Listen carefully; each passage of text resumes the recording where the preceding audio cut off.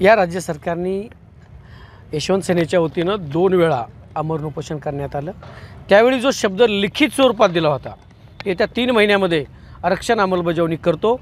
बाकीच्या राज्यांचा जिथं धनगर समाजाला अनुसूचित जमातीचं आरक्षण आहे त्या राज्यांनी कशा प्रकारे अनुसूचित अंमलबजावणी केली आहे त्याचा अभ्यास करण्यासाठी एक समिती स्थापन केली आणि या समितीला जे 3 महिन्यामध्ये अहवाल देऊन अंमलबजावणी करण्याचा लेखी शब्द होता, तो उद्या 20 तारखेला संपते त्यांची मुदत। आणि आत्तापर्यंत या आमच्या समितीनं, शिंदे समितीनं 2च राज्याचा दौरा केला, 2 राज्यांचा दौरा बाकी आहे।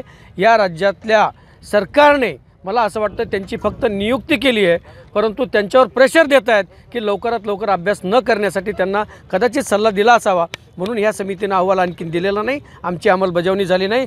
जर अंमलबजावणी 20 तारखेपर्यंत नाही झाली तर या राज्य सरकारला आम्ही उद्या इशारा देणार आहेत। येणाऱ्या पुढच्या काळामध्ये हे आंदोलन तीव्र आणि अतितीव्र कशा प्रकारे करायचं हे उद्या राज्य सरकारला कळेल।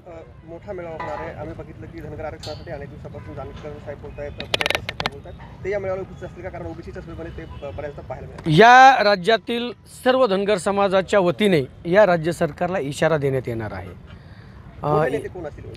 म्हणजे सर्व समाजापेक्षा या राज्यात कुणीही मोठा नाही, संपूर्ण समाज या ठिकाणी येणार आहे, सगळे नेते या ठिकाणी येणार आहेत।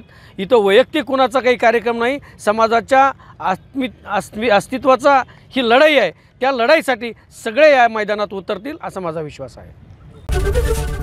एबीपी माझा, उघडा डोळे बघा नीट।